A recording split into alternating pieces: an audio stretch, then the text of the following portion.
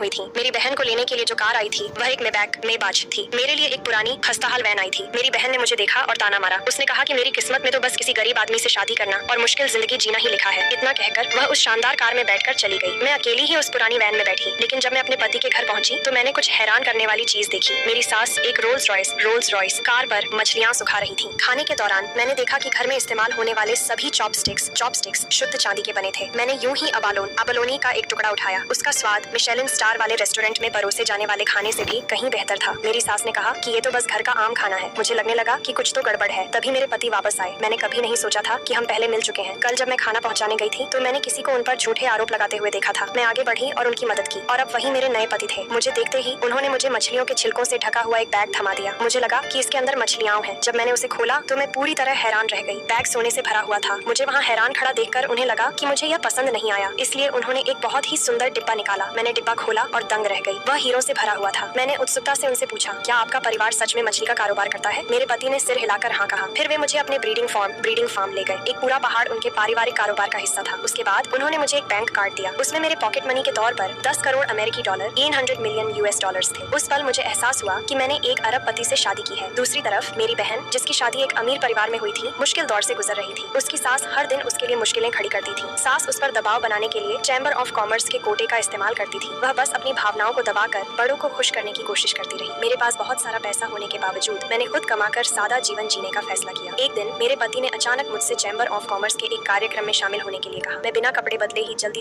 दावत में पहुंच गई। इत्तेफाक से मेरी बहन भी वहाँ मौजूद थी। जब उसने मुझे देखा तो उसने रेड वाइन का एक गिलास उठाया और उसे मेरे कपड़ों पर डाल दिया। उसने मेरा मजाक उड़ाते हुए कहा कि मुझे ऐसी औपचारिक सभा में रहने का कोई अधिकार नहीं है। मुझे शर्मिंदा करने के लिए उसने मुझ पर दावत से हार चुराने का आरोप लगाया। उसने लोगों को मेरा सामान जांचने के लिए बुलाया। जब उसने मेरे हाथों में सोने के गहने देखे तो उसका चेहरा एकदम पीला पड़ गया। उसने जोर देकर कहा कि मैंने उन्हें चुराया है, जबकि मैं अपनी बात समझाने की कोशिश कर रही थी। मैंने जो हीरे का हार पहना था वह फिसल कर गिर गया। मेरी बहन ने उसे तुरंत उठा लिया। सबको पता चला कि इस हार की कीमत 80 मिलियन अमेरिकी डॉलर थी। पूरी भीड़ में हंगामा मच गया। सबको लगा कि मैं ही चोर हूँ। वे पुलिस को बुलाने ही वाले थे। जब मेरे पति वहाँ पहुंचे तो मेरी बहन ने सच को घुमा फिराकर पेश किया और दावा किया कि मेरे पति मेरे साथी। तभी मेरे पति के असिस्टेंट वहाँ पहुंचे। उन्होंने वही घोषणा की कि मेरे पति चैम्बर ऑफ कॉमर्स के अध्यक्ष। मेरी बहन पूरी तरह से हैरान रह गई। चैम्बर ऑफ कॉमर्स का जो कोटा पाने के लिए उसने अपनी सास को खुश करने की इतनी कोशिश की थी, उसे मेरे पति के एक शब्द से ही रद्द किया जा सका था। अगर आप जानना चाहते हैं कि आगे क्या होगा तो इस वीडियो को लाइक करें, कमेंट में पार्ट 2 लिखें और सब्सक्राइब करना ना भूलें।